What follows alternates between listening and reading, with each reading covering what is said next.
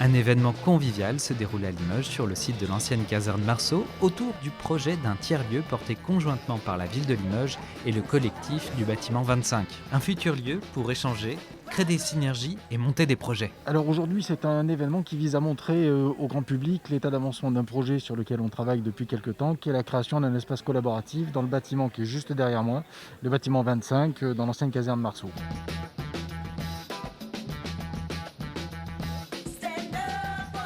Le but, c'est de montrer qu'il y a un collectif qui est mobilisé et qui est capable aujourd'hui de générer un projet un peu innovant pour la ville de Limoges, qui est celui de créer un espace dans lequel on va travailler de manière très collaborative, très partagée, et le faire ensemble. C'est-à-dire qu'on n'est pas en train de faire un équipement municipal, on est en train de faire quelque chose qui est nouveau pour ce territoire. Il y a 3 thématiques autour de cette journée qui sont finalement les 3 thématiques du tiers-lieu. Une thématique économie circulaire autour notamment du vide dressing, une thématique art créatif autour du marché des créateurs et une thématique très atelier partagé autour de l'éco-construction, le recyclage de déchets porté par un certain nombre de structures du collectif.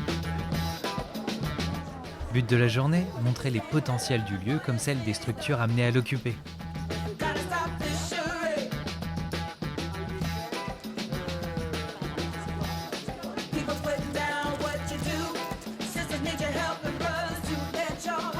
On prend les bouchons, on les met dans le broyeur, on ferme, là ça broie.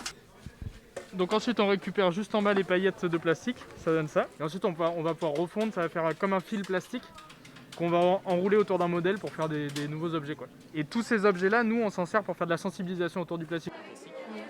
C'est pour montrer le potentiel du lieu aujourd'hui, c'est pour montrer au public qu'est-ce que c'est que la caserne Marceau. On a la possibilité de rentrer dans le bâtiment, là, ce qui est quand même assez rare, il était fermé pendant très longtemps. Donc là, on a la possibilité de rentrer dans le bâtiment et de montrer l'état d'esprit.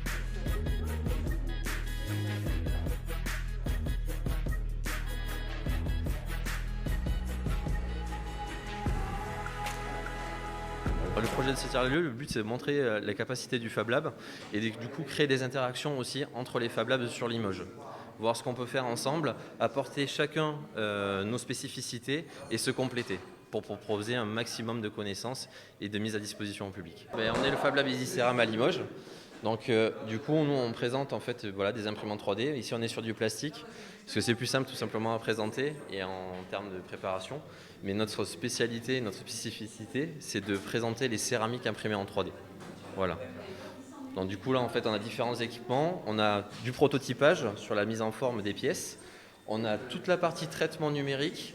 Donc pour pouvoir modéliser les pièces en 3D, également les préparer à l'impression, donc générer des fichiers de commande machine.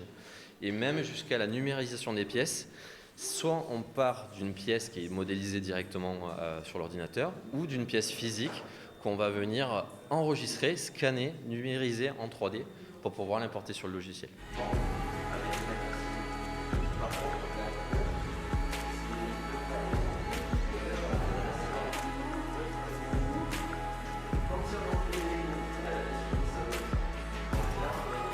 Donc l'état d'esprit, ce que porte vraiment le bâtiment 25, c'est une logique de développement durable. Pour intégrer plus tard le bâtiment 25, il faut avoir à cœur d'être dans cette conception de développement durable. Pour rappel, le développement durable, c'est d'être à la fois durable dans la partie économique, sociale et environnementale. Donc il faut être sur ces 3 piliers pour pouvoir le porter. Les animations de cette journée étaient construites sur le modèle porté par le bâtiment 25, laissant une large place à l'artisanat local.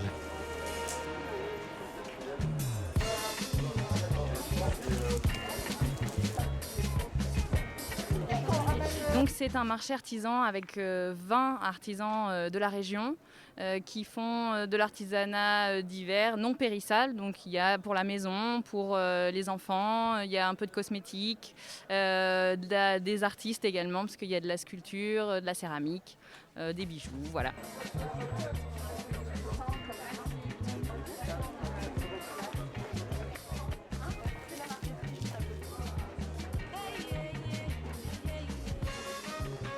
Ça me permet déjà de sortir de chez moi, Parce que j'ai pas beaucoup de possibilités là-dessus.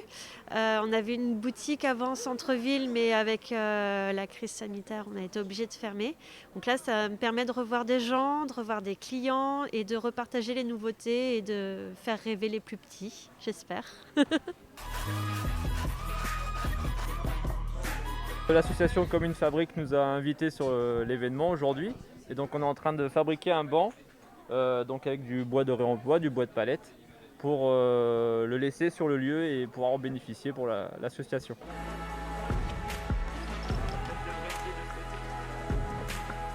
Disons que c'est un espace hybride, c'est un espace où on va y trouver des choses auxquelles on s'attend et des choses auxquelles on ne s'attend pas. Donc ça peut être un espace de travail partagé où on va avoir de l'animation et on va avoir en plus un lieu culturel. Ça peut être un espace de fabrication où en plus on va avoir un lieu d'enseignement. Ça peut être un espace convivial et aussi un espace de travail. Et donc l'idée, comme on a un bâtiment assez conséquent, c'est de essayer de réunir tout ça à la fois. Donc un espace de fabrication, un espace culturel, un espace économique, un espace de travail partagé. Tout ça dans un seul et même bâtiment.